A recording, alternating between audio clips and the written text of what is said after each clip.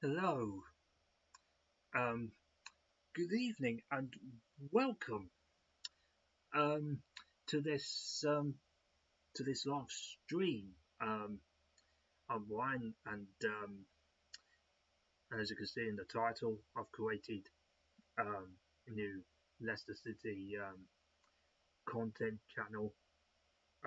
It's now going to be called Foxes Unleashed. Um, so I'm going to explain why this has come about before I move on to the main talking points about Leicester City and that. Um, the reason why is because um, the channel called Fossil that I normally use that I normally would have been on with the use of the playback streaming software. Well, unfortunately, the bad news is um, playback's being shut down, and as a result of that, the Fossil channel no longer exists anymore. Um, so luckily, I have been able to get um, to upload some of the streaming videos that we've done um, onto my YouTube channel that I did with Laxi and that. And yeah, it's just like I've enjoyed being on that streaming software and that. If it wasn't for that, I wouldn't have been able to do my new, wouldn't have been able to do some streams and that. It got me getting used to it and that kind of thing. Learned a few things along the way. I'm still a bit of a beginner, by the way. So I'm the. This is the first real opportunity that I've had of creating a live stream for YouTube. Um, so it's going to take a bit of time for me to my, used um, to some features and get round to doing things on there. Um, Hopefully, the more streams I do on there, the more I will get better at it. But it's going to take a bit of time for me. So, anyways, that's now covered out of the way. Um, so the title, obviously, now I've called it now is called Foxes Unleashed. Um, so the main topic I'm going to be topics I'm going to be covering are the my version of Leicester City players on regarding who I want to keep, um, loan out, sell, or even terminate loans players that we have. As the January transfer window is coming up, I also will be doing my individual player review on how I feel they've done this season. Um, I'll be doing that. I'll be giving my analysis on the Watford game the other day as well. Um, so yeah, it's going to be interesting topics to cover tonight. Hopefully, fingers crossed, that all goes well and all of that. So, so I'm going to start off, hopefully, by doing um, um, I'm going to be doing the tier list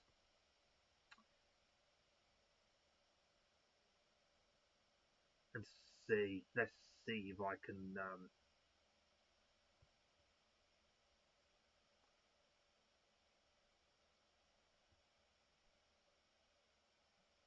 Yeah, let's see if I can.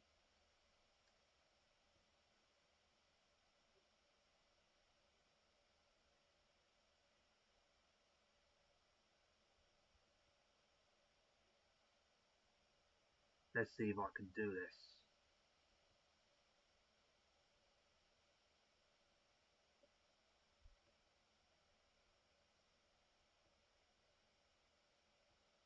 Yeah, it's going to take a bit of.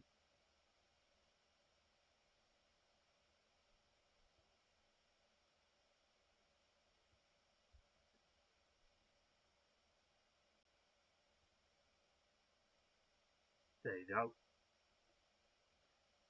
So let's have a look here.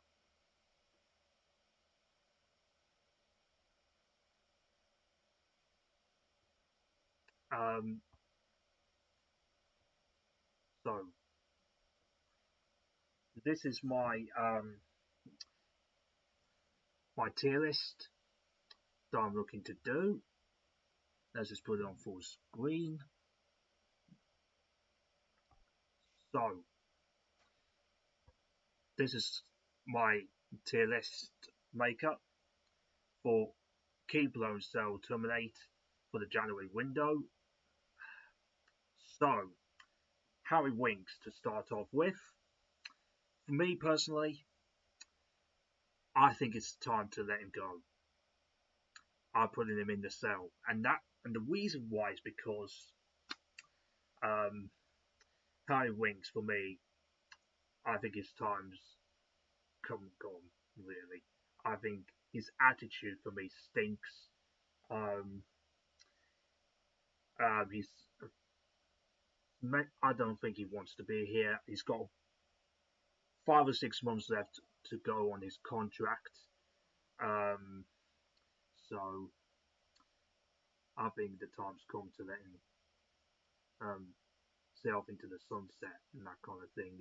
He did well when he first came under Maresca, um, but ever since then, last season he was terrible.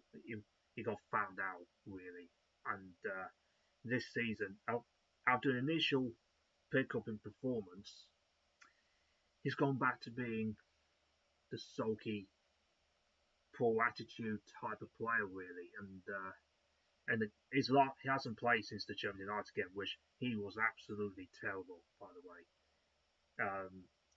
and like most of them. And I think for me, the time's come to let him go. He's our highest paid player currently at the football club. We need to get the money off the books. So I'd be more than happy to let him go. So he's in the sell category for me. As far as Aaron Ramsey's concerned, he is going in the keep. He's been very, very unfortunate with his injuries. Um, so I think Ramsey's worth keeping around. Um, so I think, yeah, he's chipped in with a couple of goals. Um, Earlier one a couple of months before his injury. I think he picked it up against Millwall. I think he chipped in with a couple of goals prior to that. Um, I'd rather start him in that Derby County game tomorrow. So I think he's due keeping around. I think he's been good when we've seen him play. So yeah, I think I think he's worth keeping around. Um, so he's in the keep. Next up, Caleb Coley. He's in the keep at this moment in time, but but he did have a shit game against Watford, and you can see why Marty Cifuentes doesn't start him even when he's available on a regular basis because he's shit on the ball. He's not good when it comes to his passing ability.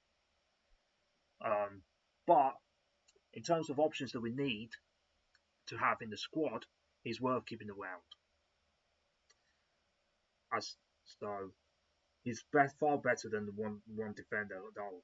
come on to later on. But yeah, I wouldn't let him go at any point, anytime soon. So next up, Fataru, he's in the keep. He's still one of our best players currently in the squad. He was pants against Watford, by the way. By far his worst performance, but he is capable of producing very, very good um, worldies of his own. He can change a game in an instant. Um, he has not had his ideal season, but he has produced some real moments of brilliant quality, particularly the Ipswich one where he scored an outrageous goal from his own half. It was absolutely outrageous, but by far the best moment of the season so far. And I think he's I think he's still our best player currently that we've got. So yeah, he's a definite keep. Jakub Stolicek.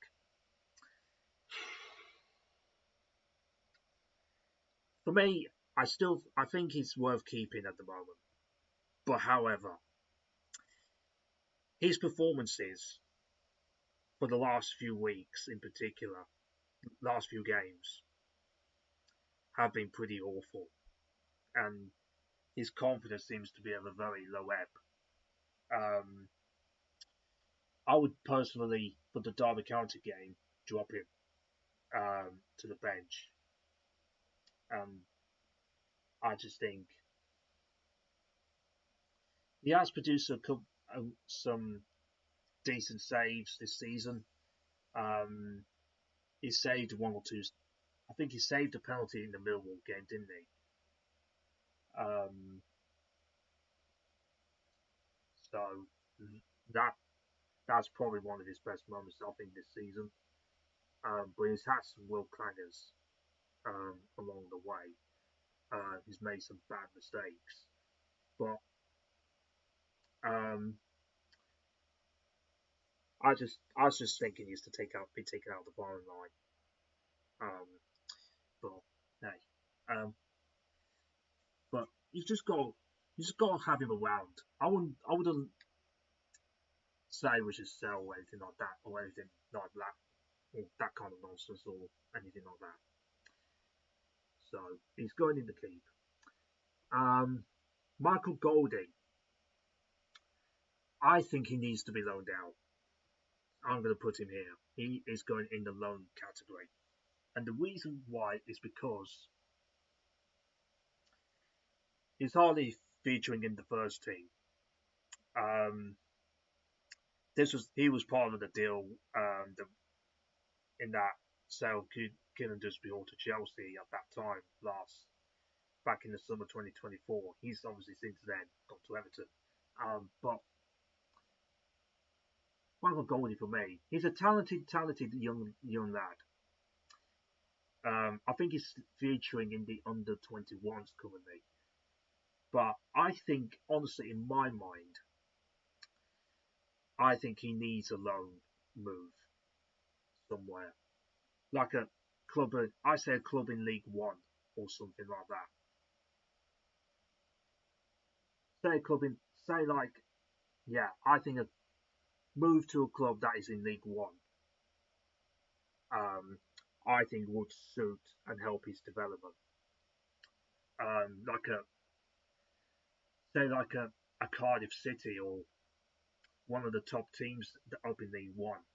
But say like Cardiff City, for example, where you got Brian Barron Murphy as the manager over there, and he could help develop Michael Golding. Who knows? So, but they're obviously top of that division currently. But yeah, I say a move to a League One club. I think will suit him better. You know, that hopefully will give him a regular run of games because we need him to have a regular one in the first team at some point. I'd like to see him being integrated into the first team at some point down the line because he's very talented young lad. So I think a loan move will benefit him. So we need to use the loan market. Try and loan him out. Stevie Mavididi, keep. Is a definite keep for me. He's picked up in the last few weeks. He did have a really shaky start to the season. Um, that commentary game I felt was his lowest point. Um, I thought his confidence really sank after that chance he missed, and glaring chance they missed, and after that he got hooked off, and that's where his confidence really sank. But I think since he came back into the team, I think he's been back to his old self. Okay, the last couple of games, um, we haven't quite seen that, but I think he's gone back to being his old self. So yeah, he's a definite keep. Lou Thomas, well, hate to say it, but unfortunately, it's a keep. And one of the reasons why, obviously, is because he signed a 4-year contract. Now he's on the most yellow cards um, this calendar year. He got this calendar year. He's picked up 9 yellow cards. This is quite something. He's picked up more yellow cards than our players have got in scoring goals. I mean, honestly, that's pathetically bad. So from a goal scoring front, um, but yeah, it's. I think Lou Thomas. I think he's best of the back bunch, and I think the left back position is clearly in need of an upgrade because that left back position is clearly our main weak link. So many times this season that the opposition have targeted that down our left hand side. It's targeted the right. They've gone down their right flank down our left hand side. They've targeted that position. I mean, the amount of goals that we have seen being conceded in that area have been so frequent,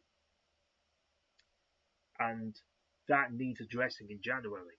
We need to address that because if we don't address it, it's going to keep happening. We are going to keep conceding quite a lot of goals from that area, and not all of the blame lays on Luke Thomas's door, by the way, but he's part of the issue. Because at the end of the day, it's a team game, but it doesn't help. But considering the fact he's signed a new contract, doesn't make it right, by the way. He's unfortunately, well, you have to keep him because you need options. Unfortunately, you have to have options. Um, Kawanza. Now, unfortunately, it's going to have to be Terminate. Unfortunately, because he has been really disappointing.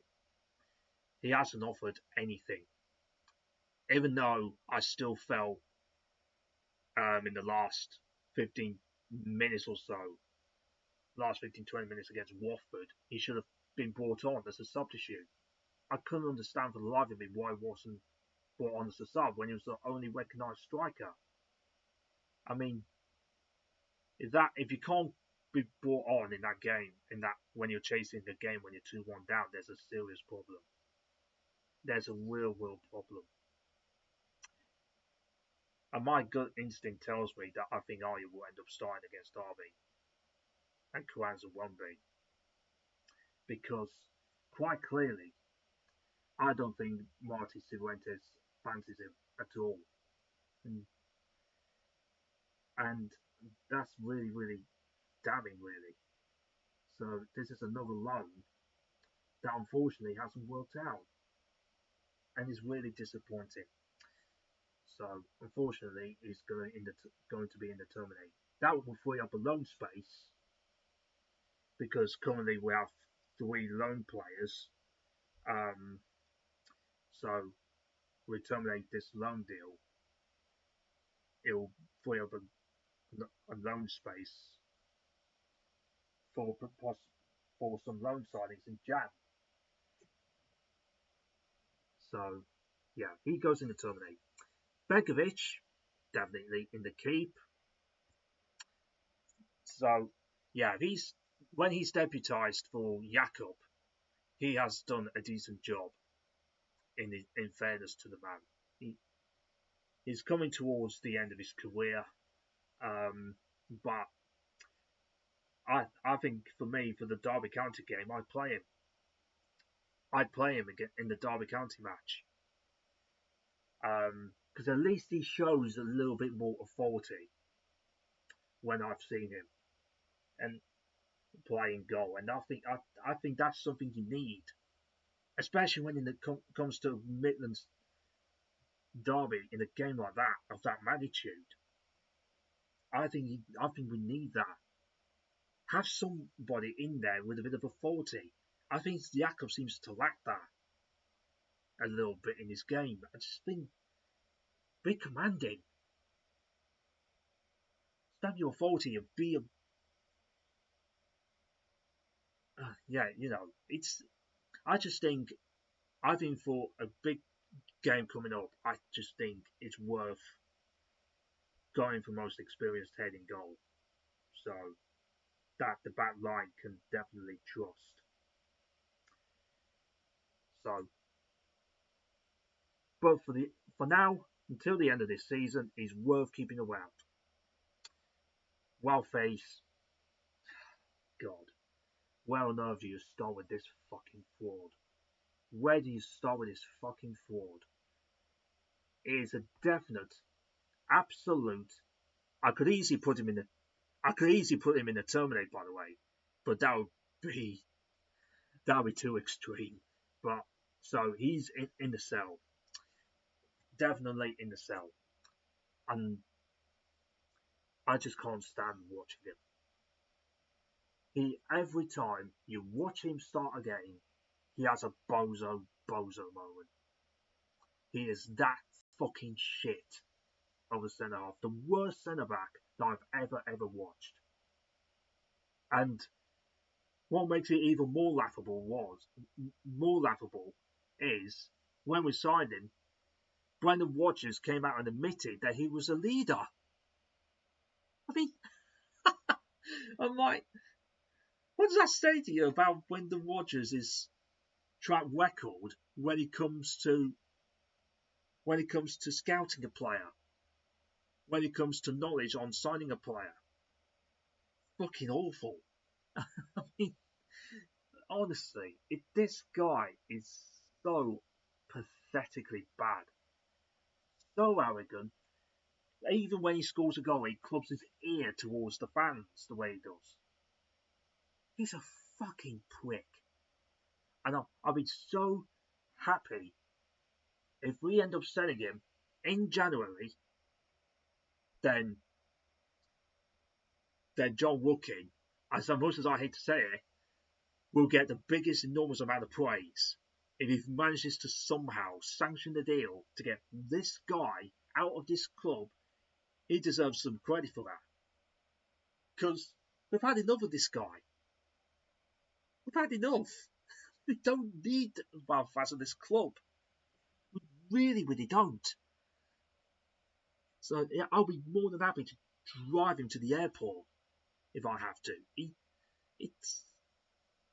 I just can't stand watching him. He's so bad, and we've been hearing that he's been pushed further down on the list, down to fourth choice. Thank the Lord for that, because I don't want him anywhere near the squad. Don't want him anywhere near it. Just send him out. Get rid of the fucking guy.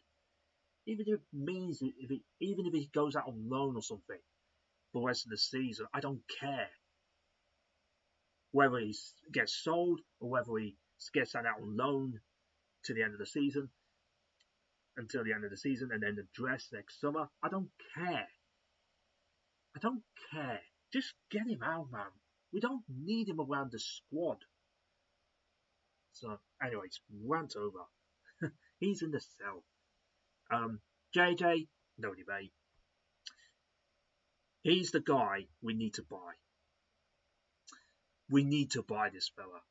Scored again in that previous game against Watford. Great finish. Doing his job. 6 goals for him this season. He's been fantastic for us. Where on earth will we be currently at this moment in time if it wasn't for him? He's been our bright spark this season by a mile.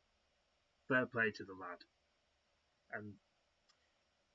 And he's the one of the few that has the right attitude to want to play for the shirt. And I think he deserves credit for it. So, JJ, you will start, mate. I seriously hope to God that we make it a permanent deal. So, yeah. Moving on. Jake Evans, it's a keep. That's a keep. I want to see this young lad given a chance, say like the FA Cup. I think the FA Cup game is against Cheltenham. And the fact we know Daka is away on AFCON duty. We need to see him featuring on the bench. We need to see him featuring on the bench. Say like, if you're not going to use Carranza, why don't you just have Jake Evans on your fucking bench and give him minutes? If you're not going to use Carranza, have Evans on your bench and give him minutes. I mean, he's done more than enough for what we have seen in the under-21s in the academy to at least be giving himself a chance to be featuring at least on your bench and be given minutes at least. I mean, come on, what harm? What's the harm in that? What is the harm in it? I just think for me, Jake Evans is a bright spark that we need around the place. So I think for me, he's in the keep. Now Victor Christensen he's currently injured at the moment. So at the moment, even though I don't think this will happen because of that reason, and you'll end up being stuck around the squad, I think for me, I think he has to be a sell. I'd sell him for me. But do I think it will happen? Probably not, because of the injury that he's got. And as a result of that, he may end up still being around. But I'd rather, if it wasn't for that, I'd sell him. Because quite clearly, his attitude is not in the right place to want to be here anymore. I mean, that Blackburn game, he was given the opportunity, and he played like shit. He was absolutely fucking shit. Didn't look like he was interested, and it was a fault party for the second goal that we conceded in that match. I mean, it's just, for me, he's been a really, really he's just been very, very poor. And honestly, I just think it's time to let him go this January, if it's possible. But I just, because, as I said, because of the injury, I just think it'll be more difficult. Now, Vietes, well, he's mainly one of our backup keepers, so I think he's worth keeping around for him. So that's a definite keep. Samori, this one's interesting. He's currently out injured as well. I think he's not as bad as Christensen's, from what I understand. But me, my gut instinct, because obviously I've already got wings in the sell category. Um, uh, yeah, this is a toughie. I think for me, I would put him in the sell. I'd sell him as well because he's been here for too long. He's got a few months left to run on his contract. I just think he's far too lazy when we've seen him play. I just think he's one of the most laziest players, the most frustrating player that he can produce a couple of decent things in terms of getting forward at times, but really, when it comes to tracking back, he's fucking awful. He can't even break into a sprint. And I'm sorry, but you need that. You've got to sprint back as hard as you can to help protect your teammates. And he doesn't do it. And that, for me, you just can't have that around your squad. I mean, you've got to show some desire. That's what you need to have. So, unfortunately, I get some money for him. He's another one of the high earners, along with Winks, potentially Bass. So, get rid. Ayu, I think he's coming to the end of his contract, but to be fair, I think he's done okay this season. He shipped in, I think he's got 5 goals. Um, so yeah, I'd say it's a keep.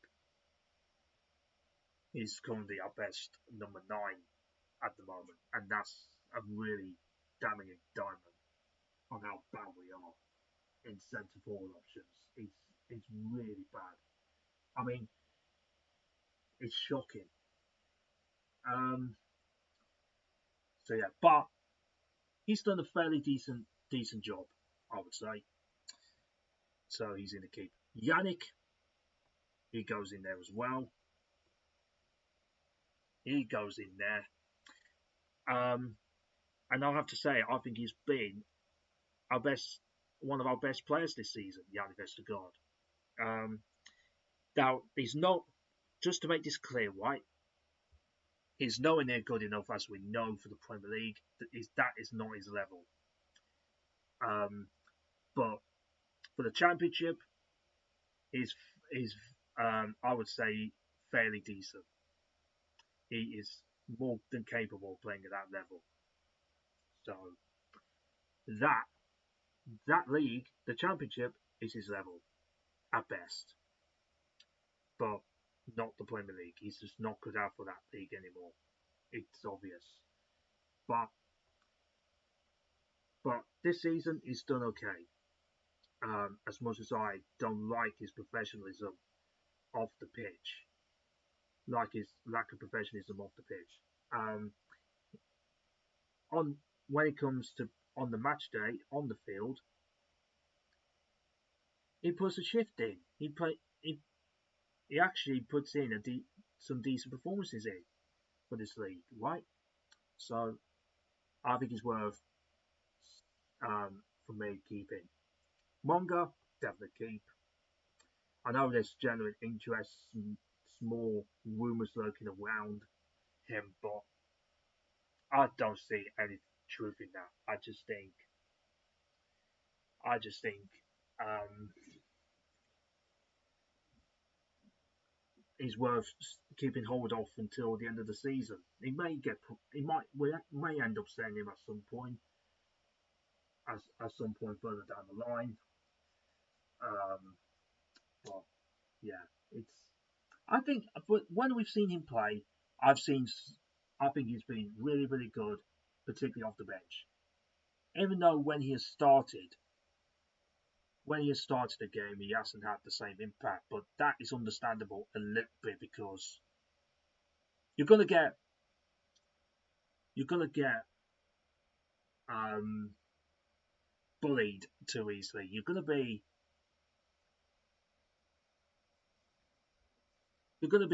getting bullied a little bit too easily off the ball and that kind of thing, especially when when the defense is far more fresh, ready to go, and that kind of thing.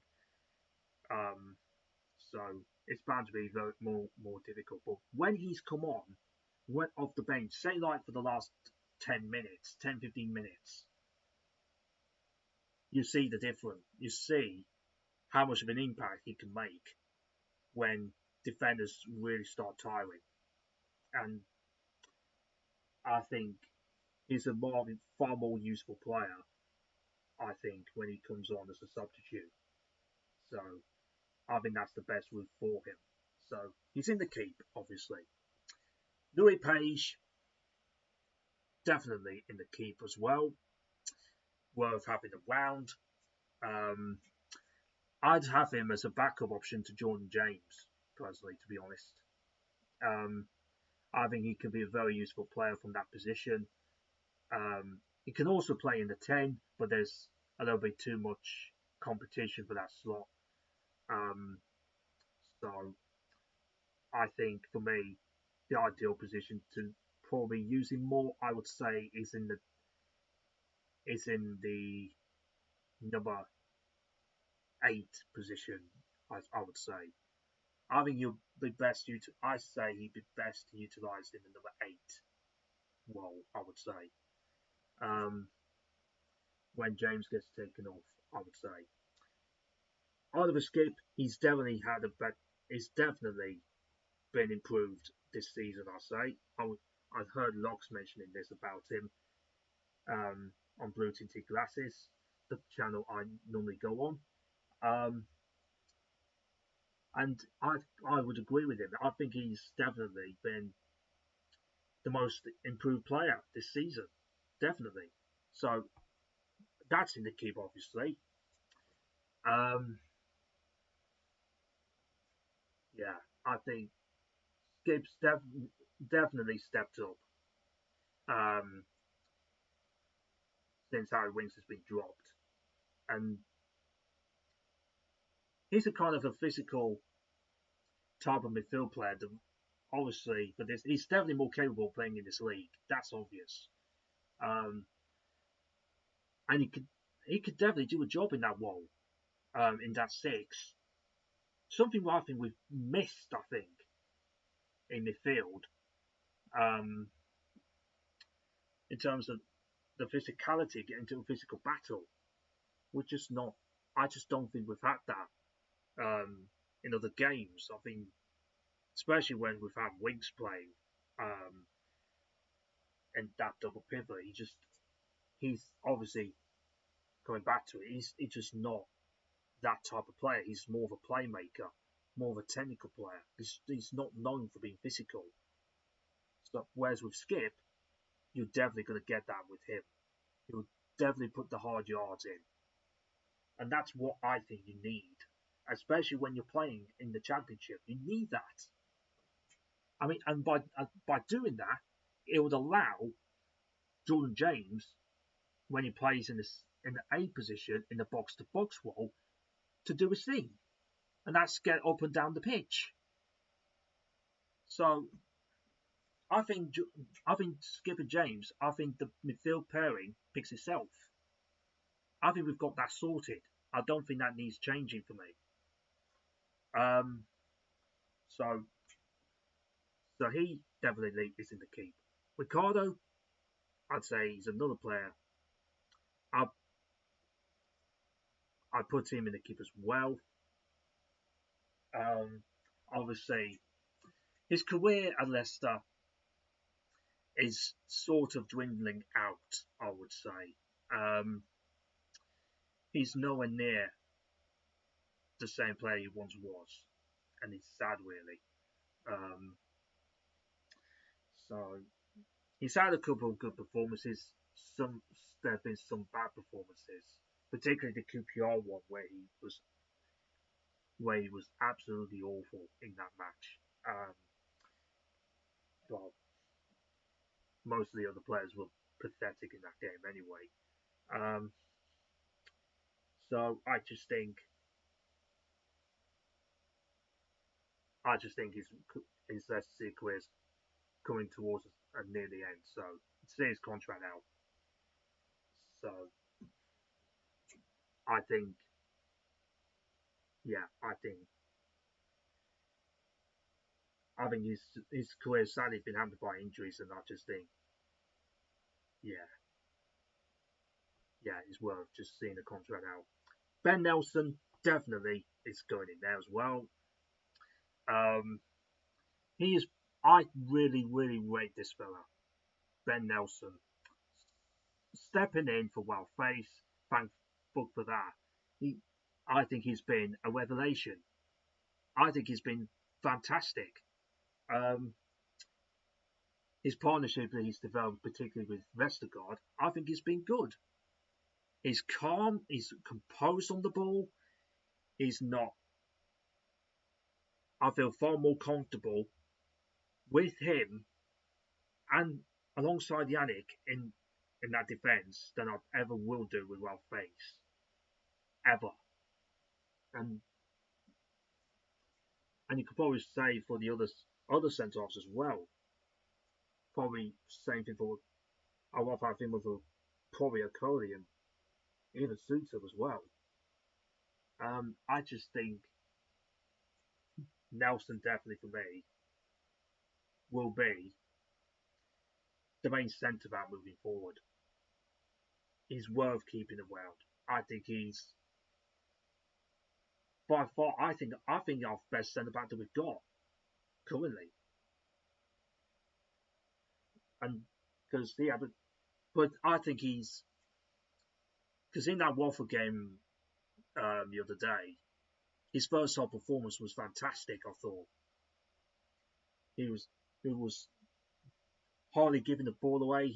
I saw the stat that he completed 93% of his passes. I think it was 38 passes he made and completed 93% of them. So I think he's been very calm and composed on the ball. Um, his defending has been good. So I think for me, he's worth keeping around. So I'm pleased that he's finally been given his chance because he wasn't getting that earlier part of the season, and I was screaming out for it. Why is Ben Nelson not part of this? He needs to be given a chance, and thank goodness for that. He's finally been given it, and he's producing right now, and I'm pleased for him. And long may it continue. Chowdhury. Now, Locks doesn't really rate this player. Um, regards to the passing ability, I would understand why, because he's not that great when it comes to passing. But where I do disagree with him on is that out of possession, um, he, I'd say out of possession, it works for the cause. He definitely at least puts a shift in. You can't fault that. He may not be that good when it comes to decision making on the ball. I understand that 100%. And I know Kate said that too when she was on Good Morning Fox's on Blue Titty Glasses. But the fact is, when it comes to out of possession, he puts at least he puts a shift and makes up for it. And that, for me, is what I think you need to have a brand new team. I'm not saying he should definitely be starting or anything like that. Definitely not. But I think for me, he's a utility player. So for me, it goes in the keep, in my eyes. I wouldn't let him go in January, in my opinion. Pasandaka, my word, he's definitely going in the cell. He's definitely going in the cell.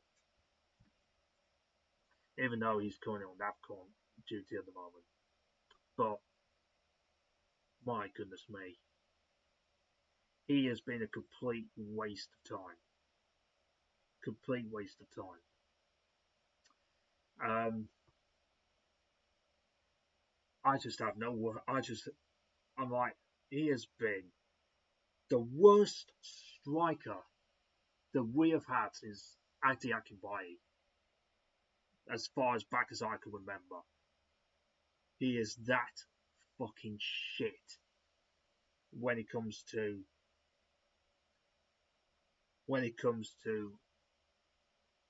composure, when it gets into the box, when it comes to hitting a ball that falls on his arse every time. I mean, come on, he's by far the worst centre forward you ever see. The amount of chances that he has had to do something, and he just doesn't do it. He's been here for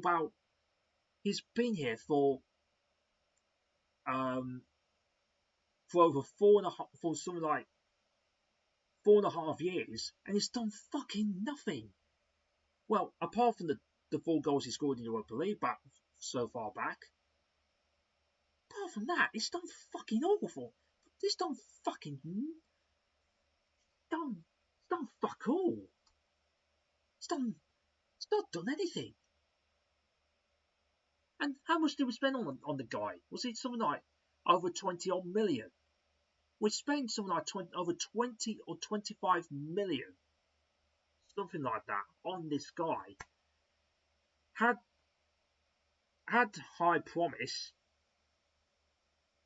by the way. Obviously, with the position we were in at the time, sort of understood it to a degree why it was done, because obviously you were challenging for your European spot at the time. Probably the same thing could be said about Samori, for example, right? When we signed them, the intentions may have been right, but the problem was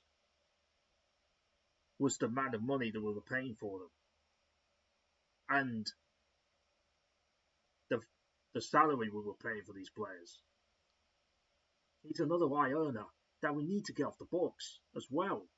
Honestly, it's just an absolute waste of time. Now, if Mikel Antonio comes in, he comes in January window. I'd rather have him there than passing Daka in any day of the week. Even if it means Antonio's there for only a short-term deal. Take it. I was completely against that to begin with. But now looking at it, I'm thinking, you know what? Take it. As much as I hate saying that, because I'm more into looking at long-term future. But the situation we're in right now, you know what? Take it. Just take it. Because it can't be any worse than this fucking idiot. I mean, it can't be worse than him. Because we've watched him long enough to know that. So, Daka's in the cell. I want to bring on this stat before I move on. Our combined 3 centre... You look at Coventry City's combined centre forwards that they've got. Thomas Asante, Haji White, Ellis Sims. Three centre forwards that they've got, they have a combined total of goals of 25 between them, yeah? Our combined 3 centre forwards, Hassan Daka, Jordan Ayew, and Julian Carranza, only have 5 between them. 5! I'm like, honestly, what does that say to you? I mean, how does that say to you? How far we've fallen away? And now, when you look at our options as centre forward, 3 strikers, you compare that to theirs, it's chalk and cheese. Chalk and cheese. And honestly, it's absolutely embarrassing. I mean, Christ almighty. That is why you're having to endure. You're having to endure Coventry City being top of the league when you've got those strikers scoring so many goals between them, and yet we've got our 3 centre forwards that can hardly score any goals. I mean, fucking hell. Honestly, that's just wrong. Anyways, moving on. Aluko, worth keeping. I'd start him in the game against Derby, really.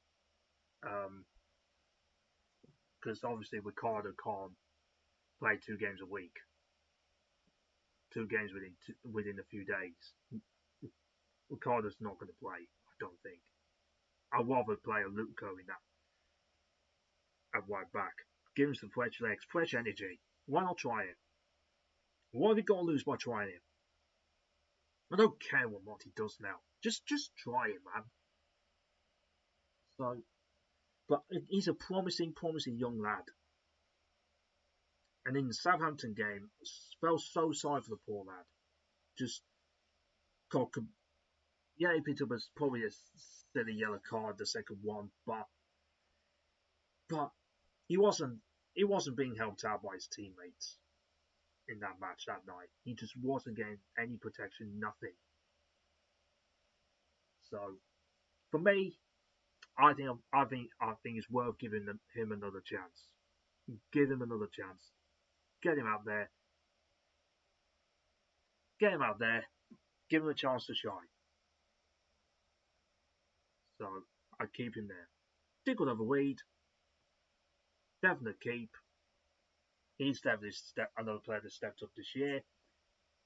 Has played better in the 10 position, by the way, which probably proves why he's not a wide man. Because he hasn't got the pace to play in the wide position. But when he's played in the 10, he's far more effective, and he's done a decent job when he's played there. But I think now with Ramsey back in the team, back in the fold, I think he needs to be dropped back to the bench. I'd say. Doesn't mean he can't come on and contribute and get a goal or something like that. So I think he's definitely in the keep. Harry Suter. Now, this is a very interesting one. Harry Suter.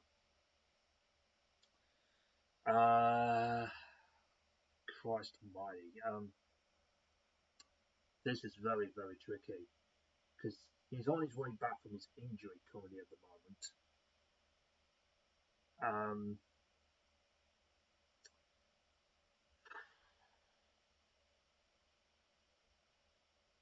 I'm leaning towards either keep or loan currently at the moment. I don't think this is the time to sell him. I think that it's more likely to be, I think, in the summer. That I think that's more likely best suited for the summer. Because at the moment, I let Face go. I let Face leave the club, obviously. Um, you obviously got Nelson there. You've got Luca that could also play there. You've got Yannick as well. You've got Coley as well.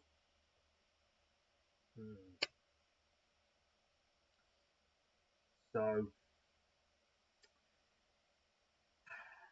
I'm probably leaning towards sending him out on loan here. I'm probably leaning towards a loan deal. Send him out on loan and game time at another club who were more than happy to give him a regular run out in the first team. I mean, I just think we've got enough cover in the centre back position currently. We've got Coley, we've got Yannick, Ben Nelson. We've got 3 of them here, and you've got a Luca that can also deputise. Got a Luca that can deputise in that role. Tried him maybe potentially on an odd occasion. I mean, we had Skip playing a centre back against Sheffield United, and he didn't do too bad of a job.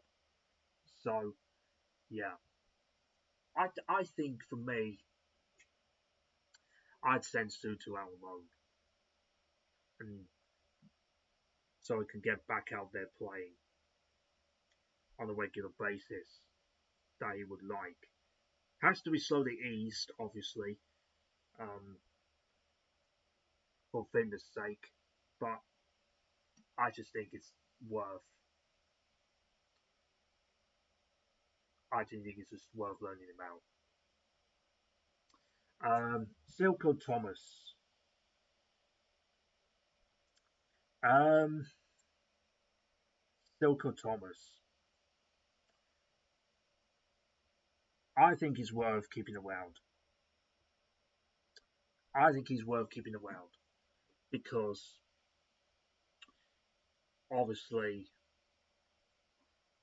we need backup for Abdul, don't we? And and when he has come on, he's had some bright moments at times. He did score a goal against QPR from the rebound from the penalty miss. Um, but I think he's just a useful backup option off the bench. I don't think there's any more to say than that, really. Um, is he really going to be a starter in the first team? Not really. I don't. I just don't feel it. Um, I just don't think he's going to be a regular in the starting 11. I just don't think that. Wayne Marcel. Uh, Now, that's a mystery. How on earth he wasn't loaned out in the summer beggars belief, really. I was surprised that didn't happen. Because it's quite clearly not featuring in the plans, quite clearly. Um, so it's either going to be, this is either a loan or sell for this one. Because his contract comes to an end in a few months' time as well. He's coming to the end of his contract. Uh, hmm.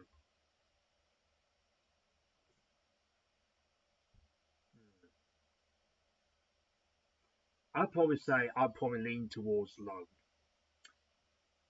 I'd probably lean towards loan. I think because it's unlikely. I don't think we're gonna sell in January because he's already played. So I think for me the best option would be to loan him out for the remainder of the season and then in the summer release him off his contract.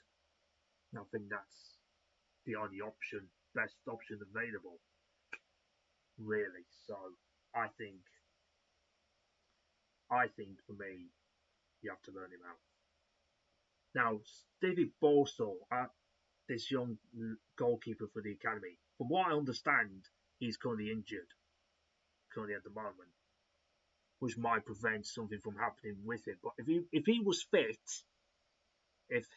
was fit currently, um, then I would have put him in the loan bracket. I would have put him in the loan bracket. So, and the reason, so yeah, he's obviously picked up an injury. So I don't know what's happened there in that regard.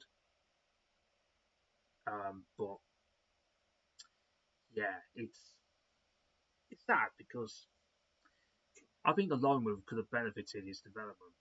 Well, obviously, I don't think he's going to get that now. So it's more likely to be around around around the squad still.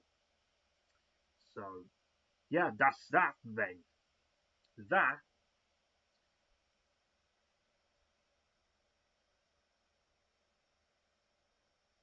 that is my keep loan sell terminate.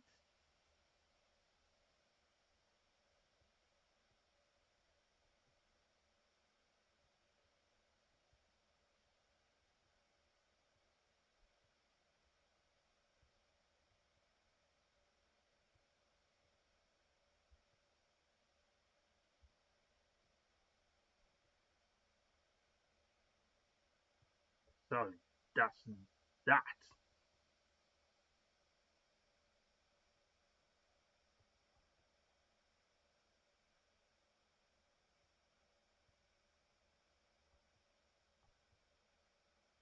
Let's see if I can.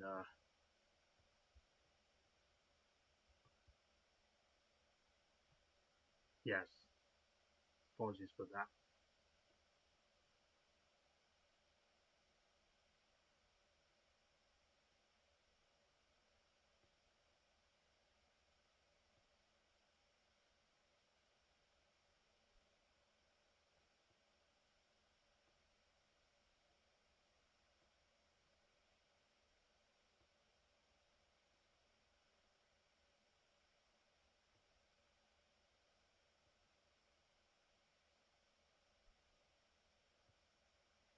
Just, just bear with me a second.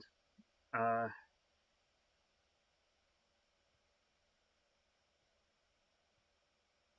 there you go. That's better. Yeah. Um, yeah, that's that really. For the keep loan sell terminate bracket. Um, so yeah, that's a pretty interesting, very interesting discussion. Um, this interesting um, verdict on that from my perspective. Um, yeah, I think this is going to be good. Let me just save that. Spare me a second. I'll save that onto the paint. There you go. Let me just adjust that for a minute. Sorry to keep you waiting. Obviously, I'm new to this, so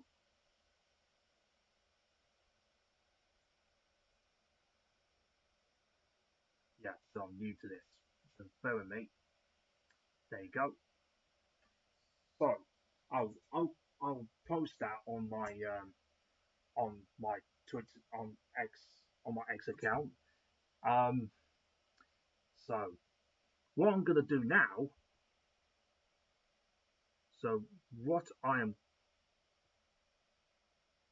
going to do now is um, I'm going to do my verdict on the individual players in terms of performances.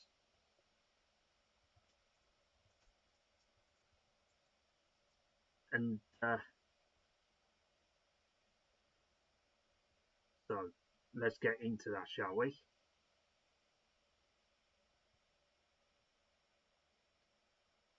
Um,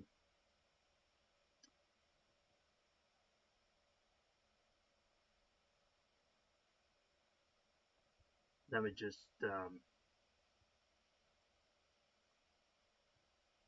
come off that for a second.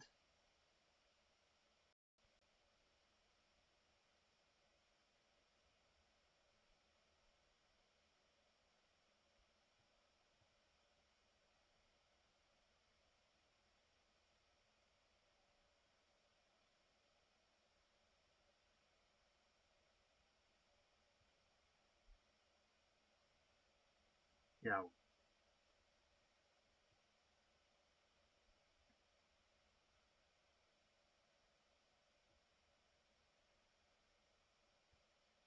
yeah, just sorry, just bear with me a second.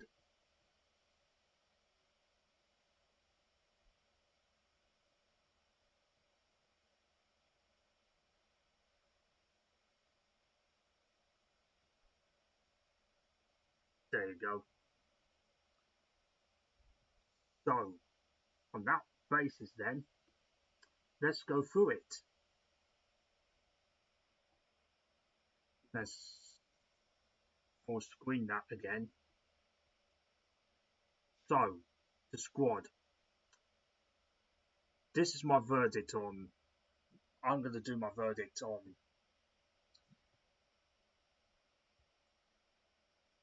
whether there's been elite, whether they've been good,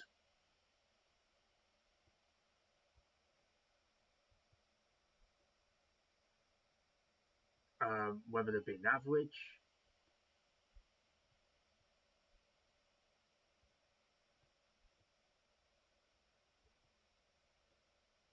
whether they've been disappointing, or have been very poor. So, my verdict is Monga. I would go as far to say he's in that bracket. He's been good. I think as I said, he's been good off the bench. When he started, not as great, but I'm going as far as say he's been good. James, I'd put him in this bracket, elite. He's been brilliant this season. Um, Jordan Ayew, um, second top score, by the way. There's got to be something in that. Mm, the tricky one.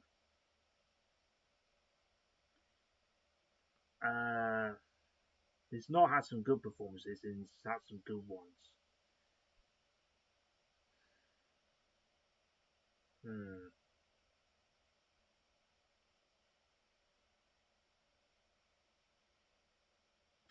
I'll put him in average, to be honest. I could be being a little bit harsh here, but I just think, hmm, yeah, I just can't go any higher than that. Stolicek, oh, this is a tricky one, isn't it? I just think he's been average. I can't. I just don't think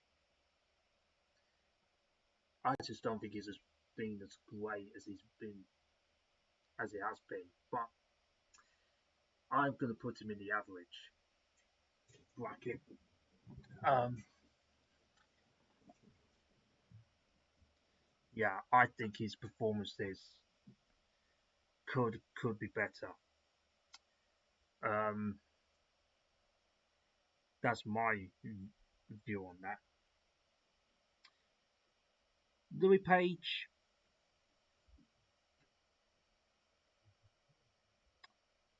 Louis Page. I think he's been.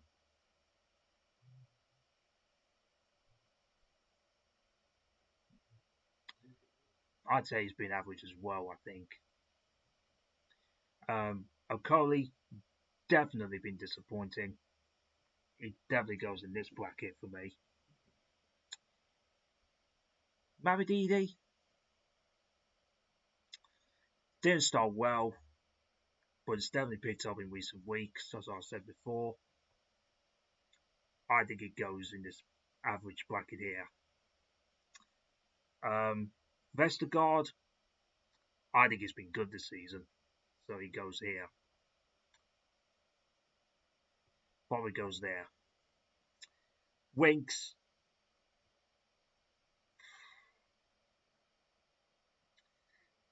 I think he goes in this bracket. He definitely goes in there. It's an absolute definite. Luke Thomas,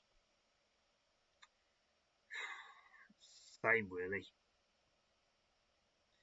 I think it's the same with Luke Thomas.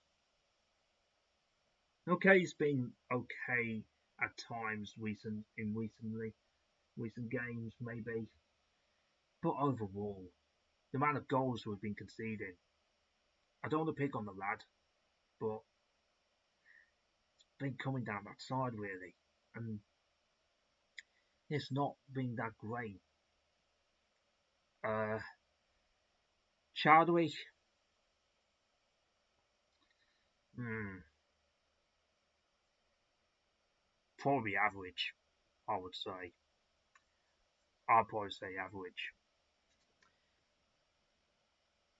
Can't put him in the good or anywhere higher than that. Just can't. Um, Samoi,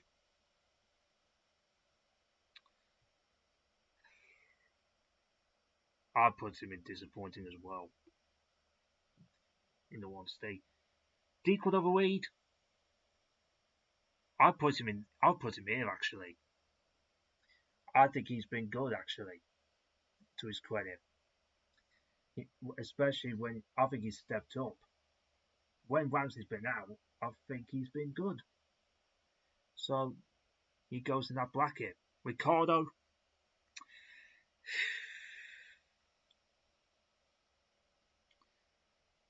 It's had some moments of it's had moments of good performances, some disappointing ones. I think he's average. He's been average for me. Daka, well, what can you say? He definitely goes in there. He definitely goes in there. Skip, I think he's definitely improved. I think it goes here, personally. Bataru,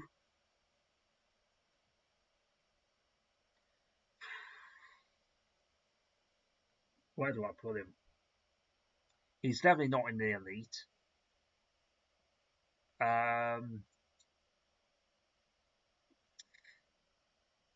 I'll probably put him in the average. He goes in the average, I think, just. Which is very, very disappointing by his standards. Fass, definitely in this bracket. Definitely in this bracket. Carranza, the same. He goes in that bracket as well. Not seen anything. Ramsey.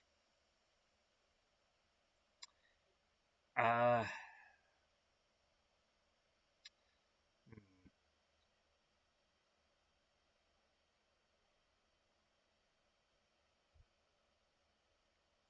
can't put him in the good yet, but he's close. So I'm going to have to put him here. But yeah, so I think I don't think he's far off from reaching there. He's not far off. Christensen, definitely, I would say. When we did see him, he's been poor. He's been poor. Ben Nelson, I can't put him in the league just yet, but from what I've seen so far, rate him. I think he definitely goes there, by the way. He definitely goes there.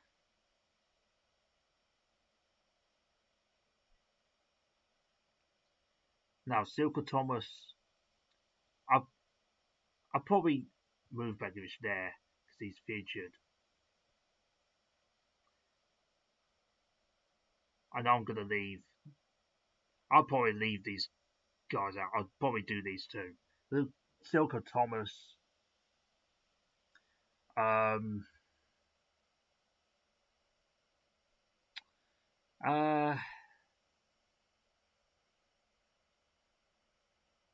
probably put him in the average bracket. I'd say he's been average.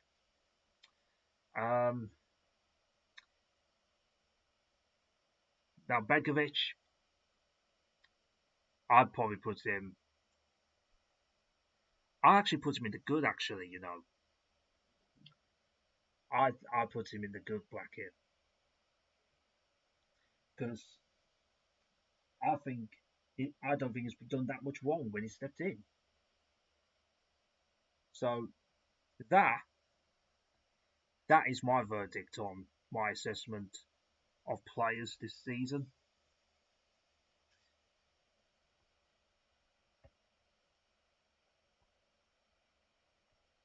So I'll save that.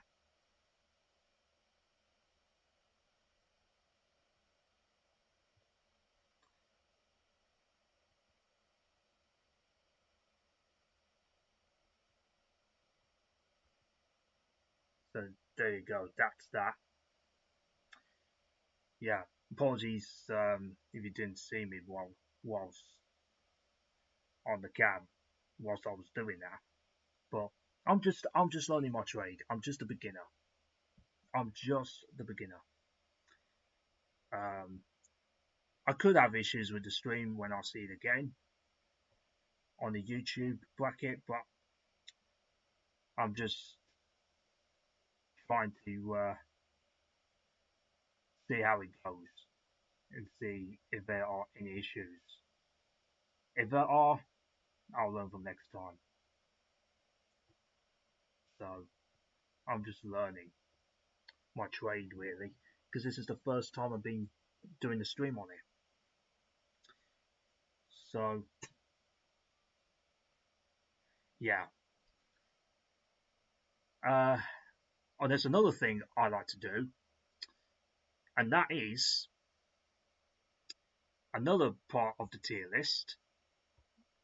This is the final one that I forgot to mention, and that is doing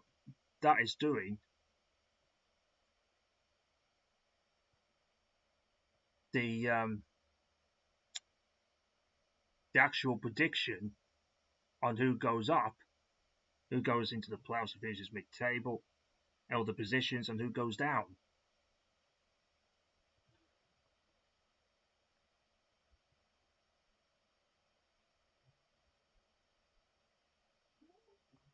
So, just bear with me for a second whilst I sort this out.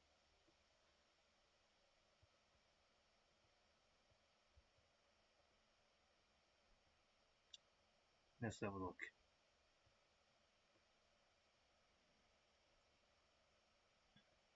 Okay.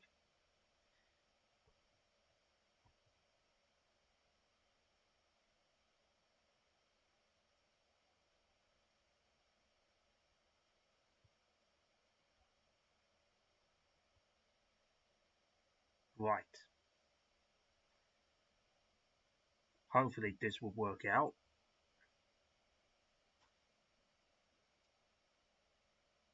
So,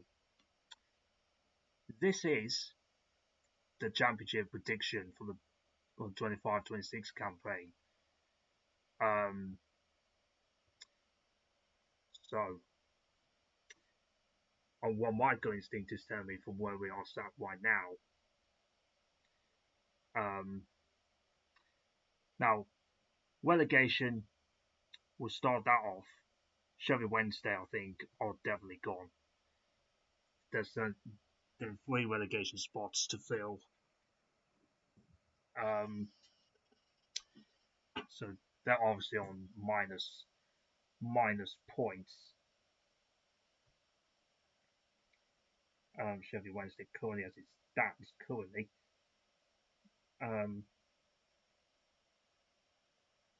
Now just look at the championship table currently as it stands.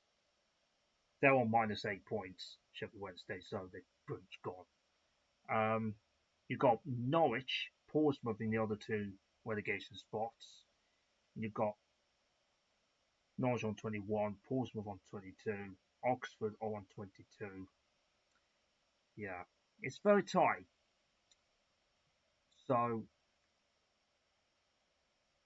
it's interesting, I think.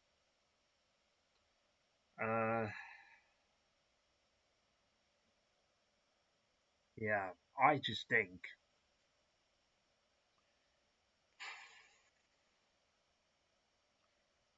Portsmouth will probably go, and I think it's because of the lack of goals.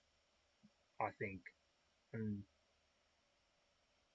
I think it'll be Portsmouth that will drop, only because I think it's the lack of goals, and I think that's why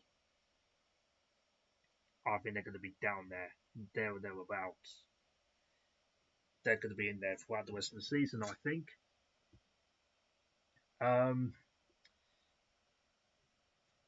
The final relegation spot, Norwich are going to be there. Oxford, Swansea, even Sheffield United, Blackburn and Charlton. I think it's going to be between 17th downwards. I don't see us being dragged into it, even if we have a points deduction. I don't think. So, I think, obviously, Oxford had sacked Gary Warrett.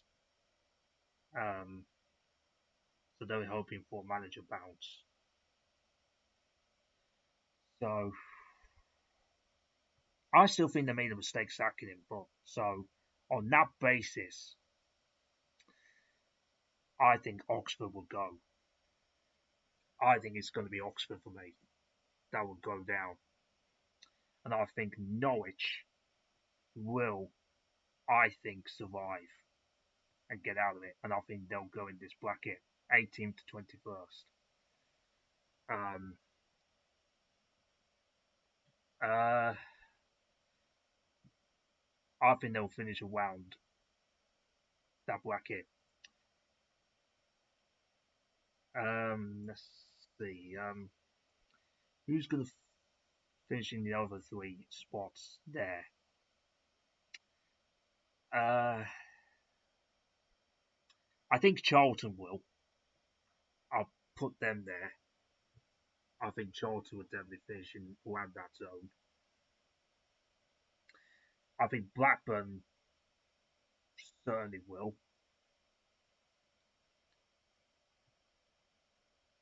I think they'll definitely finish in that bracket.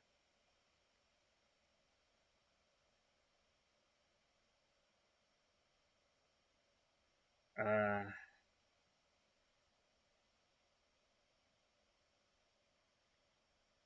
and I think probably Swansea as well.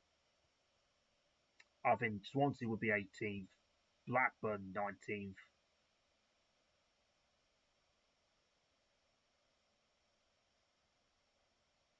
Sorry, I'd say Norwich 19th, Charlton 20th, and Blackburn in 21st. I think Blackburn will be down there in that battle, I think, as well. 13th and 17th.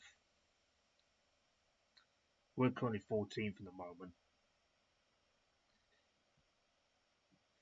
Uh, yeah, this is going to be interesting. Sadly,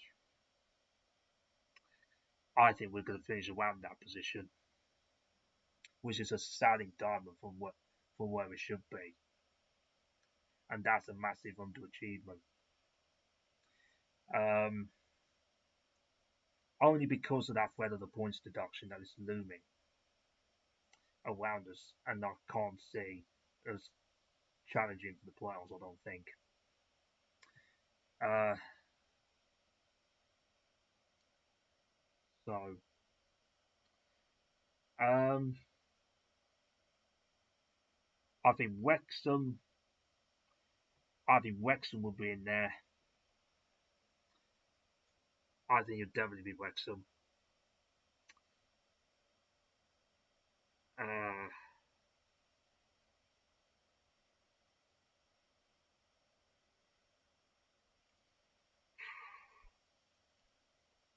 God, this is tricky now, isn't it? This is really, really tricky.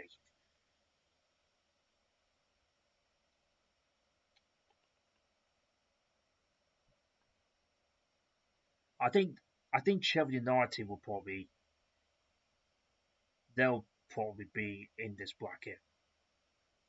I don't see them going down at all, um, despite a terrible start they did have.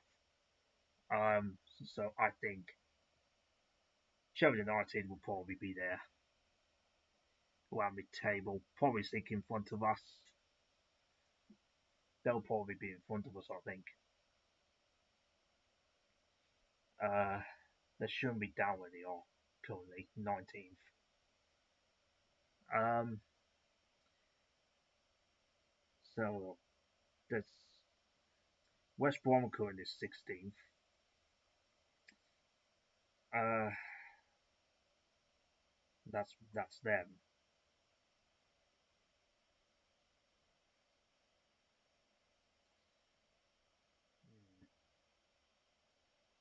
tricky one with West Brom because you don't know what you're going to get from them. They might finish around there. You might finish around here. Mm, it's a tough one. Uh, that team, that I've got 5 positions to fill.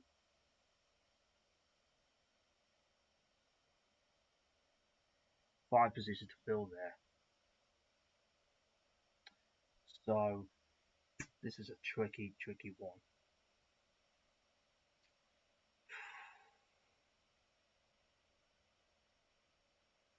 Very tough. I honestly think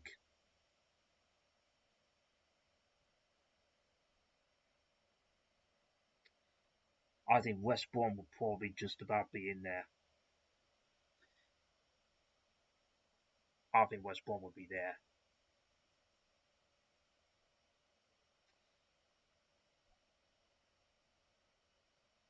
Um,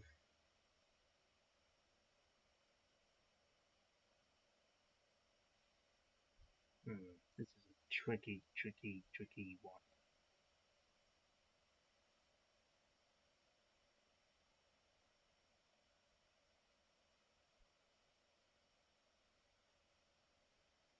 Yeah, I think Birmingham. I think Birmingham will probably finish 14th. We might finish 15th, somewhere around that. I think we'll be 15th.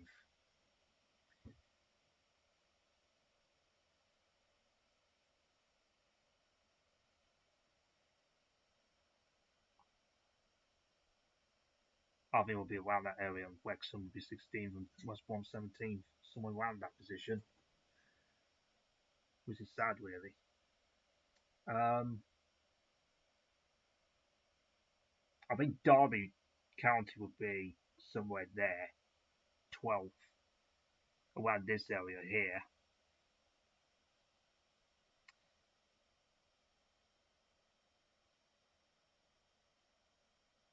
because I think they've been quite good this season. To be fair, as much as I hate to say it, I think they've been good. Um, and obviously they've got a manager that knows what he's doing, John Eustace, experienced at that level. I know would just when then dismantled them, but they had a real bad day. So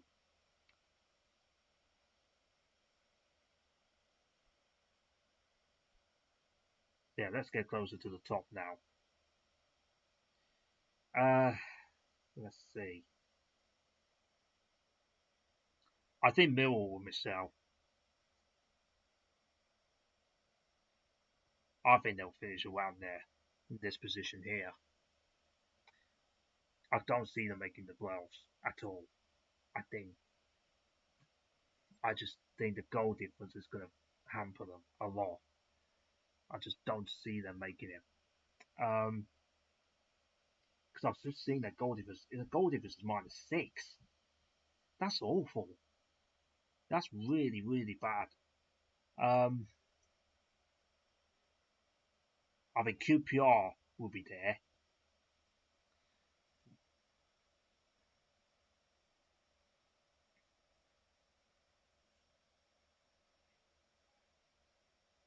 So I've got about 3 teams there. So I need to pick another 3. I think Watford would definitely be in this bracket. I think they'll be in front of Millwall. I think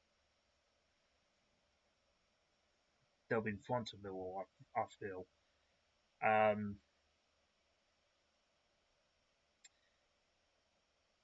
uh, let's let's have a look at another one. Stoke are down there in 10th currently at the moment. Southampton are down there as well in 12th. I expect Southampton to be. I expect Southampton to be here.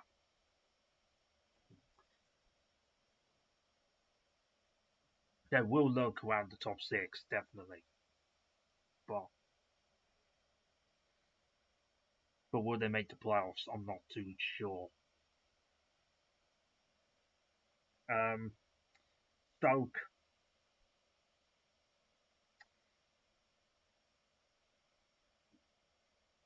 Hmm,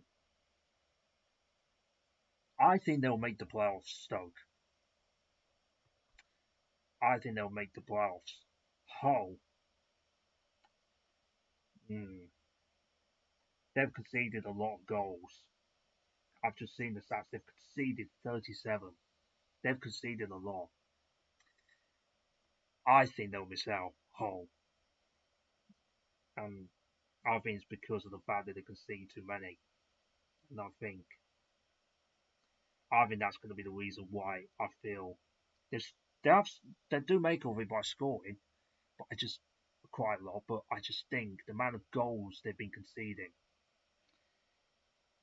I think it's going to hinder them long term. So on that basis,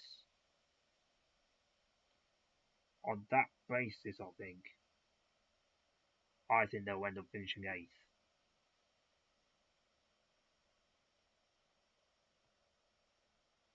I'll probably have Watford in front of QPR actually.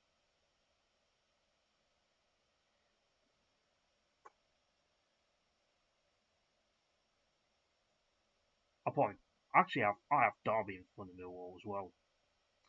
Put them there. So I've got Southampton seventh, Hull eighth, Watford in ninth, QPR down in 10th, Derby in 11th, Millwall in 12th. Um, so I think Coventry will definitely go up. I've got to put them in this bracket.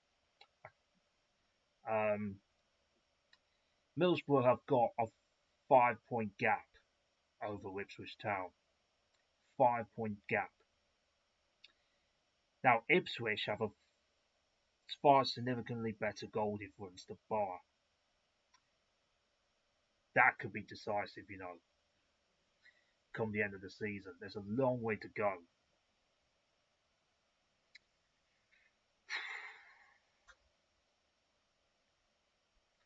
I have a suspicious feeling that Ipswich Town, I think, will sneak it. I'm going to put them in there, and I think Middlesbrough will just about miss out. I think they'll be in the playoffs, but I think they'll just about miss out by either a point or goal difference. I think it's very difficult to call, but I think it'll be Ipswich just, but it's going to be very close. Um,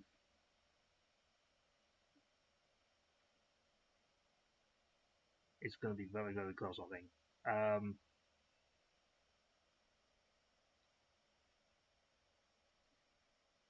Now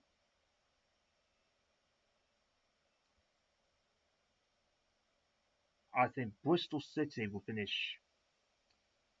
I've got Bristol City to finish fourth. I think Stoke, I think will finish fifth, and Preston I will go for to finish sixth. That is my prediction. So just to confirm, my prediction is Coventry to go up automatically as champions, Ipswich second, as so those two are going. I predict to go up automatically. Playoffs: Middlesbrough in third, Bristol City fourth, Stoke fifth, and Preston is sixth. I've got Southampton to finish seventh, Hull eighth, Watford in ninth, QPR in 10th, Derby in 11th, Millwall 12th. Just missing out on the playoffs. Further down the mid-table, got Sheffield United in 13th, Birmingham in 14th, sadly, us 15th because of the points deduction. Um, Wrexham in 16th, which I think every Wrexham fan will be satisfied with. West Brom in 17th. Then further down near the bottom, I've got Swansea 18th, Norwich up in 19th, and I fancy them to get out of it because they've picked up a bit on the club on. Charlton 20th, and I think Blackburn would be 21st, fourth from bottom. In relegation,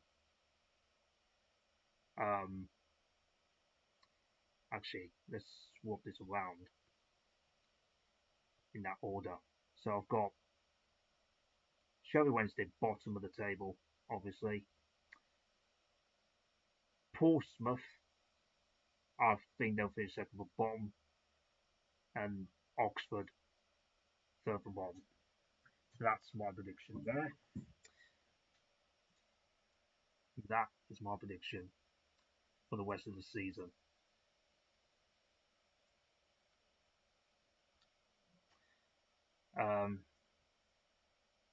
Let's say that.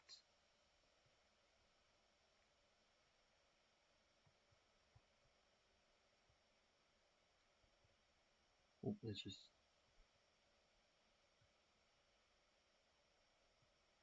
There you go.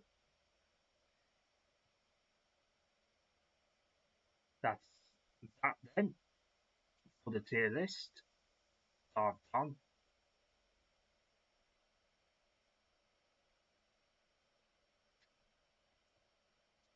So yeah, it's like I just think this is going to be an interesting into the season. I think.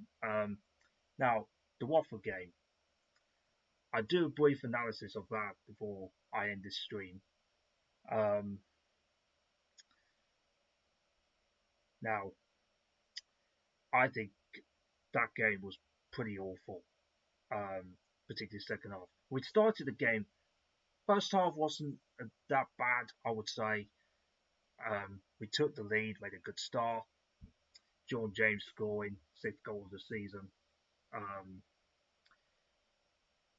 uh, yeah, John Ayew played a decent pass to him, so he could get on the end of it, and he finished it quite well actually. Really, really good finish. Um, that was as good as it got actually. Because after that, what did we do? We ended up dropping off, sat back. This happens too often every time with us. And this has happened a lot under Martin Cifuentes. You just can't see an identity or a style of play. You just can't see one. Whenever we get the ball, we are too slow. We are far too slow when we do get it, and there's just no urgency to our play. It's like we go side to side, going backwards. There's whenever we get approached to the last third, we don't pass it forward. We don't even pass the ball flaming forward. I mean, come on. It's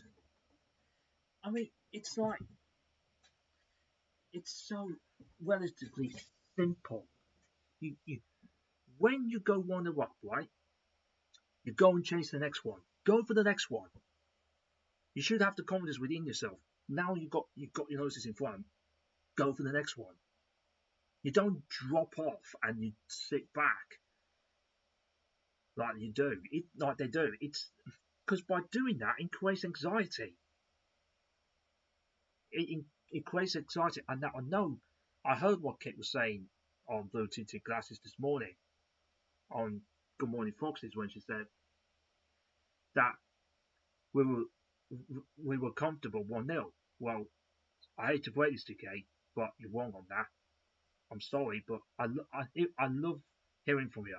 But on this case, sorry, but I'm afraid that you're wrong on this. Because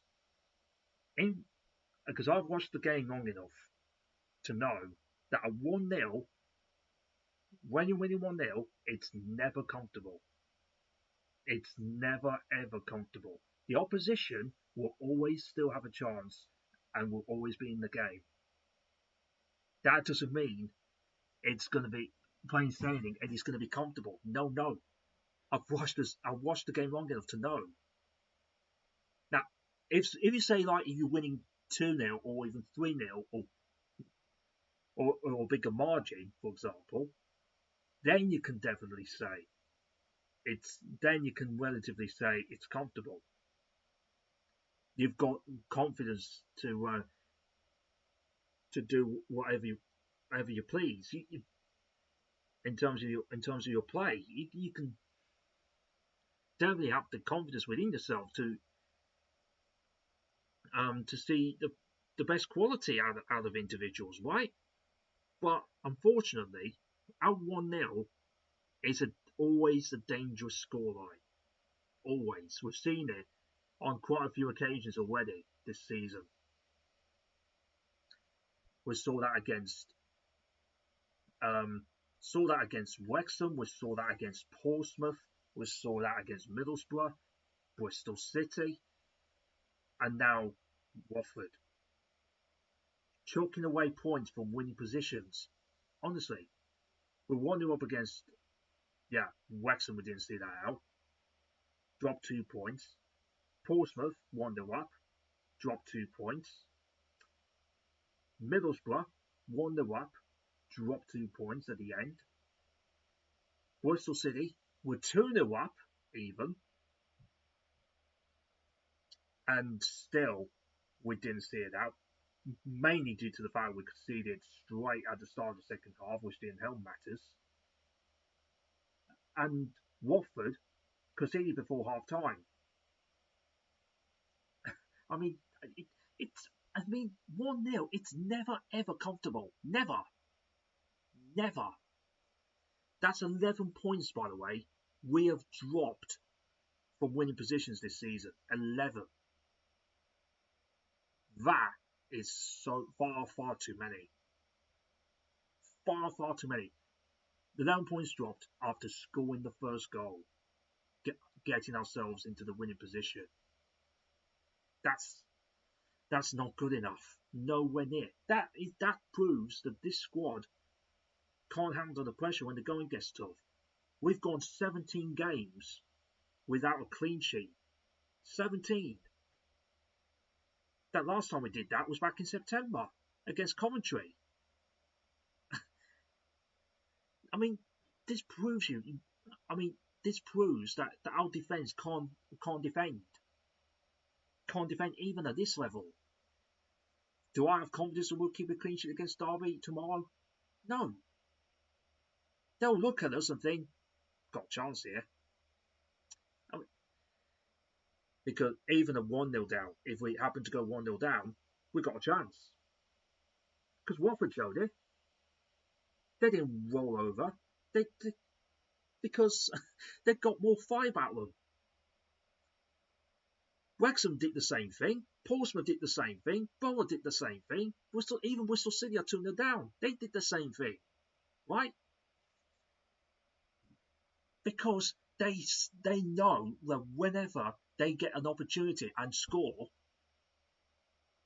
then they'll see that our confidence gets drained out of us. And they'll fancy their chances. Because our players' confidence, it completely folds. It's so flaming simple. Come on, guys. You need to get real. I predicted at the start of this season this was never going to be a promotion challenging season. It was never going to happen. Never going to happen. And the reason why is because the amount of quality we lost compared to the last time we were here in this league. We have Vardy, had Iheanacho, had Dennis Pratt, Mark Albrighton, Ndidi, Justin. Those guys. Look at them. And does we all. These guys, you don't replace these guys that far better quality compared to what we have now. You don't replace them then you will see the significant drop off in the quality. You can clearly see that in performances that we're putting in. You can see it. I mean, I can't believe many people didn't see this, and because I was one of the few people that did see it. This was going to happen right from the start. I just knew it because I've seen this movie before. I've seen this before, right? Back in the middle of the mid 2000s, when we had quite a lot of older players, and we weren't able to get rid of some of them, and as a result of that, we weren't able to sustain a promotion challenge because they weren't good enough. They were past it. They were past it. Like the Martin Keels of the world, when we signed him for a few months. Matty Elliott, for example, coming to the end of his career at that time. Signing like Dion Dublin, coming to the end of his career at that time. Right? I mean, I saw this because I was there. I was watching the games back then. Right? It's. I mean, you can't keep. You can't have that many. Some of the older players and think, oh, everything's all right. This is all going to be fine. We're going to sustain a promotion challenge. No, it was never, ever going to happen, guys. Come on. At best, you would have probably been looking at the playoffs, potentially, right? Maybe. But automatic promotion was never going to happen. And the other reason was because of the points deduction that's looming, right? I predicted us to finish fourth to begin with, but that was just out of hope, really. I never had us to go up automatically. It was never going to happen. And unfortunately, first half of the season, from what I've seen, I've been proven right so far. I hate to say it, but it's coming to fruition. And don't rule out us potentially being involved in that relegation battle. Even though I don't think we'll go down. But don't rule it out. Don't rule that out. I know it may sound a little bit ridiculous, but with the position we're in, we could be in there again. We could be in there again. I mean, Christ. I mean, I saw the relegation back in 2008, going down to League One. We may not have had the quality to put the ball in the back of the net, but at least I saw fight and what I'm seeing with this fucking lot. At least in that squad that we had at that stage that season, right, there was plenty more fight and effort that I saw that season out of the players that we had at that time. Unlike what I'm seeing from this load of shit. I mean, it's so awful. It's an awful watch right now. Now, I made a very hard decision back in the summer on whether I was going to renew my season ticket, because I've been a season ticket holder for home games for 23 years. 23 years. And I stopped going back in January last year. The last home game I went to was Crystal Palace, and we lost that. And since then, I haven't been to a home game. I made a tough decision to not renew. It's not because that I don't care about the club. It's not to do with that. Nothing to do with that. A reason why I've done that is because I cannot stand what is going on at the club. I'm taking the decision to not renew my ticket because I cannot be involved in such a toxic environment that is surrounding the club right now. It's being generated. There's plenty of booing. There's chant. There may be some chants still over there of working out and that kind of thing, top out and that kind of thing, right? I don't want to be involved in that. this is not me making any excuses for them, because they are responsible for what has happened to this club for the last few years, the way it's been run. It's been run badly, badly. It's and we were supposed to be having the technical director. When is that going to happen? We haven't heard a thing since. Now, I'm not saying, by the way, we should be expecting it to change overnight. I'm not saying that at all. But we need. But where is Top? Where is he? Where is Top? I mean, since that interview that he's done, I heard from what I've been hearing, he's only attended one game since. Where are you, mate? Where's the action? You need to put it. You need to put your action. You need to put your words into action, my friend. We need to see action, because at the minute, apart from this interim chief executive or managing director, whatever it is, we're not seeing any. We're not seeing enough evidence to suggest that it's going to turn around. And I may not be an expert on this kind of thing. I could be talking out of my nut, but the fans are getting frustrated. The fans are frustrated.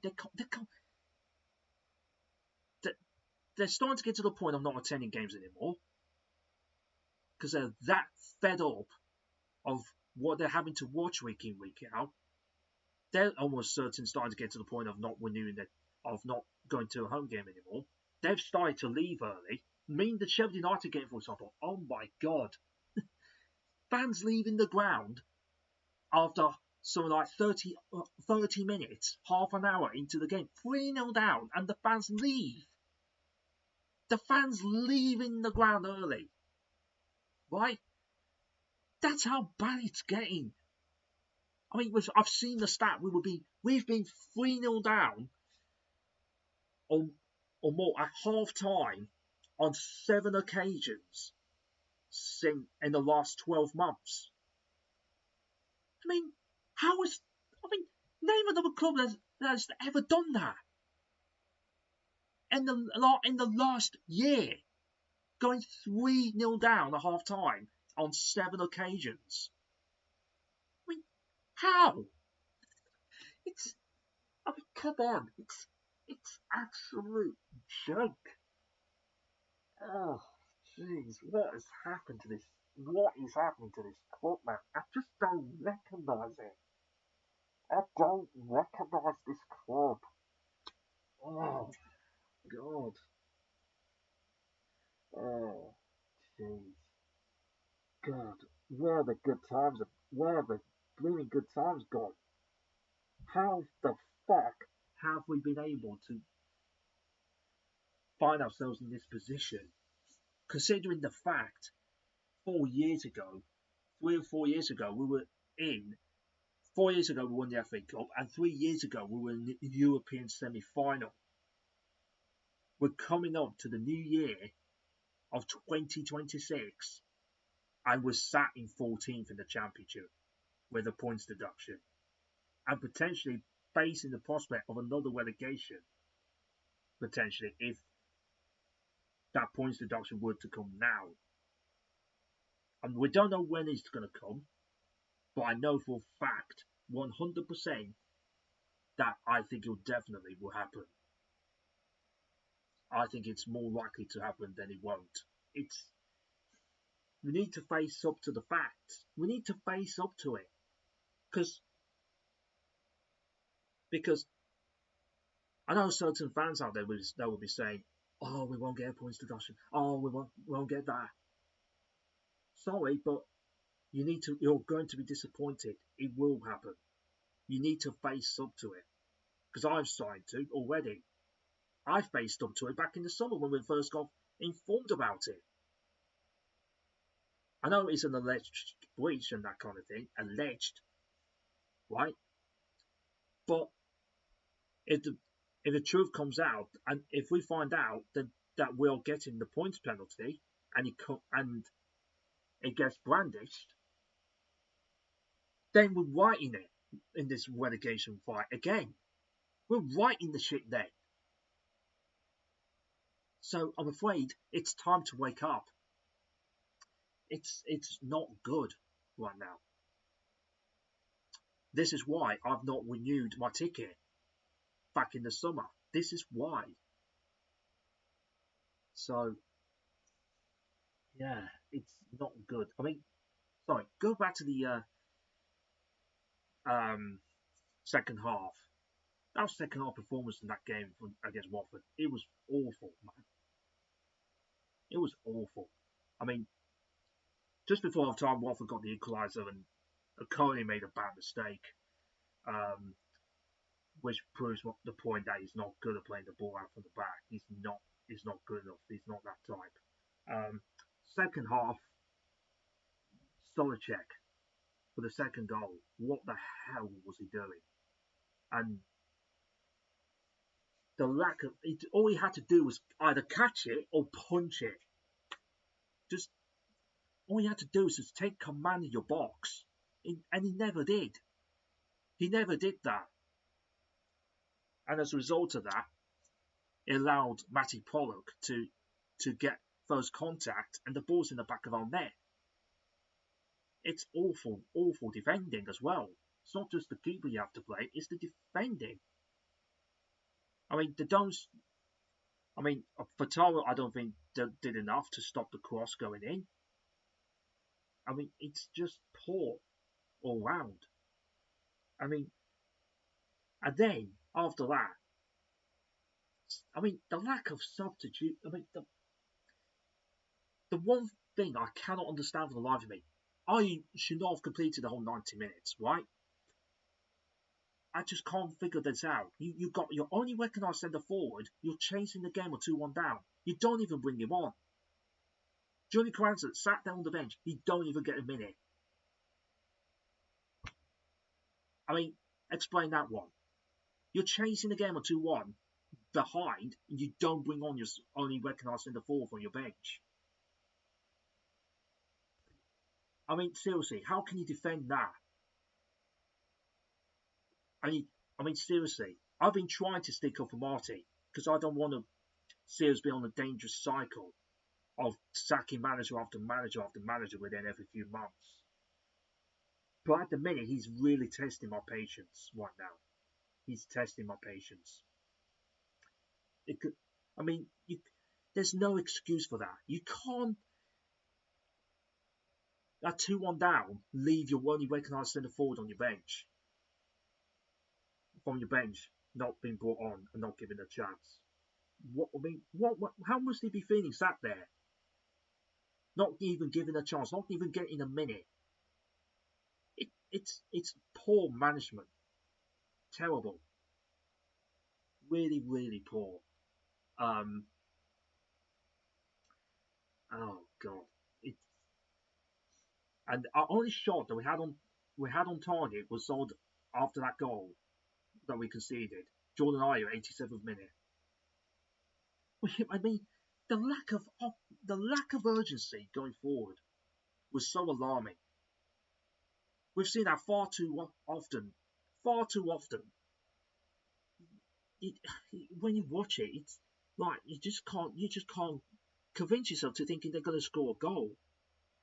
I never felt it coming at all. As the minutes went by, just never felt like we were going to get back in the game at all. It's rubbish. Oh my god. I just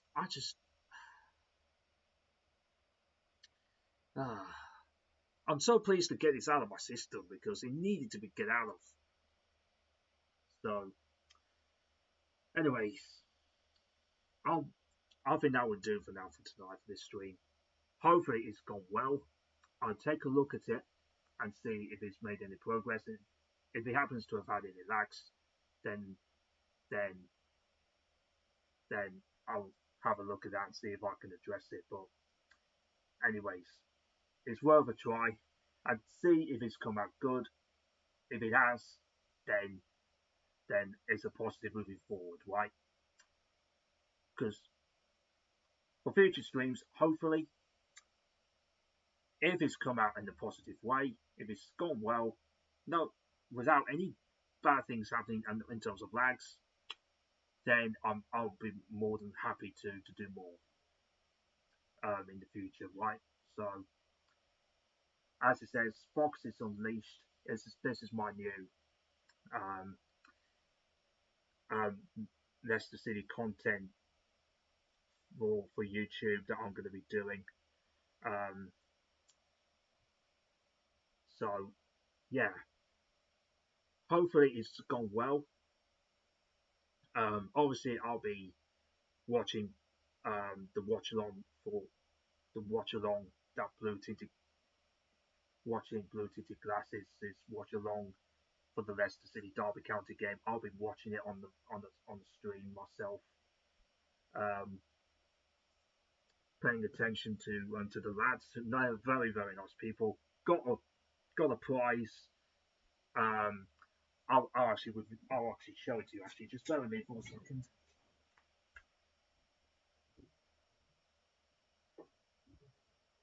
Some of them. There it is. Right. So this is what I got from Blue Tinted Glasses the other day. Hopefully you can see it. Hopefully you can see that. It's a Christian Fuchs Fabric of the Game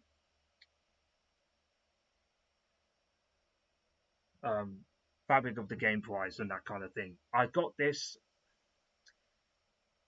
as handpicked by the lovely Kate. I'd like to thank you for this and the rest of the members of the Blue Tinted Glasses gang. Um, fantastic people. Can't thank them enough for giving me the opportunity to be on there as a regular member. Um, they are so kind. They are fantastic, and and yeah, they've really um,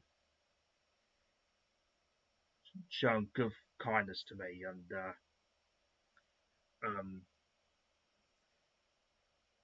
have full amount of respect for my views and opinions on there.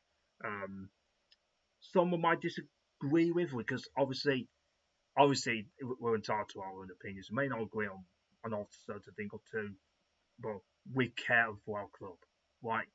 We we may not agree on one or two certain things because we have different views, but that is part of what it's about, right? We we care for our club and we want what's best, right? I mean, even Graham's the best. He calls up stir, doesn't he? And Graham, Graham Block, he is. You may think he talks out of his arse, but deep down, he's a great guy. He's a great bloke. He is a great guy. I listen to him. He's not as bad as you think, right? And they'll tell you that. So, but yeah. Anyways, I'll end it there. Thank you for watching this stream tonight. I'll I'll send out the link if this has turned out to be a very good one and everything's gone well and it's not lagged or anything, right? So until then,